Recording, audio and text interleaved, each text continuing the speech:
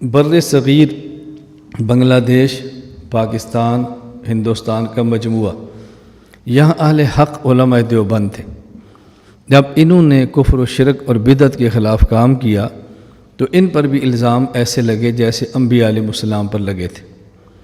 ان پر الزامات کئی لگے، ان میں کچھ الزام وہ تھے جو مسلک بریلوی کے امام مولانا احمد رضا خان یہ حج کرنے کے لیے مکہ گئے اور وہاں انہوں نے علماء دیوبند کی کچھ عبارات پیش کی۔ 1906 میں یہ حج کے لیے گئے تھے، 1906، 1323 ہجری۔ انہوں نے 4 الزام علماء دیوبند پر لگائے۔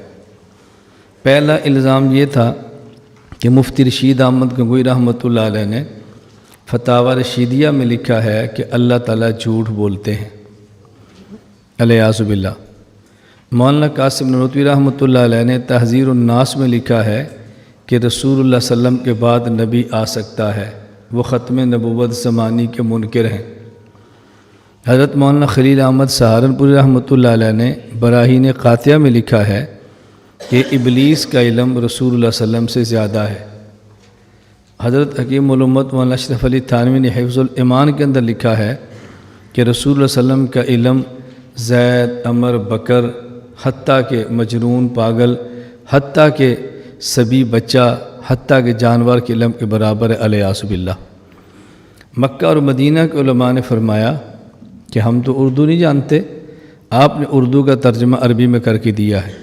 اگر ان حضرات کے یہی عقائد ہیں جو آپ نے لکھے ہیں تو یہ پھر دائرہ اسلام سے خارج ہے۔ احمد رضا خان صاحب نے یہ باتیں غلط پیش کی، ان سے پھر فتویٰ لے لیا، اس کا نام رکھا حسام الحرمین علی منحر الکفر والمین۔ مین کہتے ہیں فسق کو، کفر کہتے ہیں کفر کو، منحر کہتے ہیں گردن کو، حرمین حرم کی تثنیہ ہے مکہ اور مدینہ، حسام کہتے ہیں تلوار کو، حرمین کی تلوار فسق اور کفر کی گردن پر۔ یہ کتاب چھپ گئی۔ اب ہوا یہ کہ اس طرح خفیہ طریقے سے کام کیا گیا کہ مدینہ منورہ میں رہنے والے شیخ الاسلام حضرت مولانا حسین احمد مدنی رحمۃ اللہ علیہ کو بھی پتہ نہیں چلا۔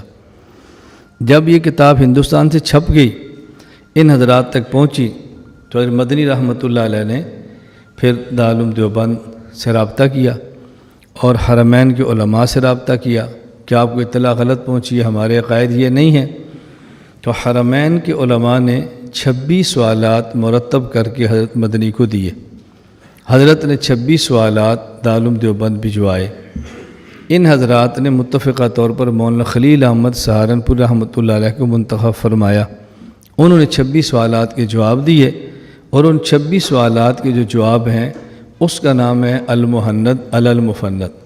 محند کہتے ہیں، مفند کہتے ہیں باطل کو، محند کہتے ہیں ہندی تلوار کو، کہ باطل پر ہندی تلوار چلی ہے۔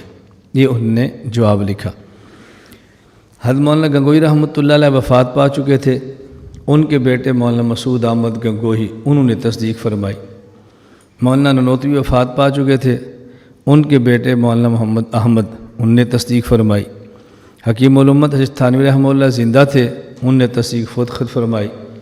حضرت مولانا خلیل احمد سہارنپوری کتاب لکھنے والے ہیں، اب تصدیق کی ضرورت ہی نہیں ہے۔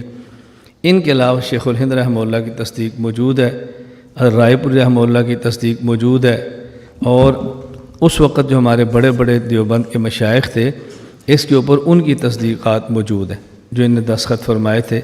یا آپ اس کو دیکھ لیں گے کہ ہمارے کتنے حضرات ہیں جن کے اوپر دستخط موجود ہیں۔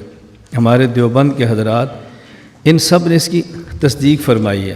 اب یہ جو کتاب المحند علی المفند ہے، یوں سمجھیں کہ اب یہ عام کتاب نہیں ہے بلکہ علماء دیوبند کی متفقہ دستاویز ہے۔ دارالعلوم دیوبند سے منسلک 24 حضرات کے دستخط ہیں، مکہ مکرمہ کے 6 علماء کے دستخط ہیں، مدینہ منورہ کے 25 علماء کے دستخط ہیں، مصر کے 3 علماء کے دستخط ہیں، جامع ازہر کے، علماء دمشق میں سے 12 علماء کے دستخط ہیں۔ اب اتنی تصدیق کے ساتھ یہ کتاب چھپی، المحند علی المفند اس کتاب کا نام ہے۔ اب یہ کتاب مارکیٹ کے اندر آ گئی ہے۔ تو یہ المحند علی المحند علماء دیوبند کے عقائد کی دستاویز ہے، اس لیے بطور عقیدے اس کتاب کو پڑھا اور پڑھایا جاتا ہے۔ میں نے گزشتہ کل آپ کی خدمت میں عرض کیا تھا، ایک عقیدہ ہوتا ہے اور ایک پالیسی ہوتی ہے۔ تو مہند یہ عقیدے کی کتاب ہے، پالیسی کی کتاب نہیں ہے۔ اب اگر کوئی حضرات فرمائے نا یہ وقتی بات تھی، دفع الوقتی تھی، اس وقت کی ضرورت تھی، تو آپ سوال کریں کہ یہ پالیسی ہے یا عقیدہ ہے؟ پالیسیاں وقت کی ضرورت ہوتی ہیں، عقیدہ وقت کی ضرورت نہیں ہوتی۔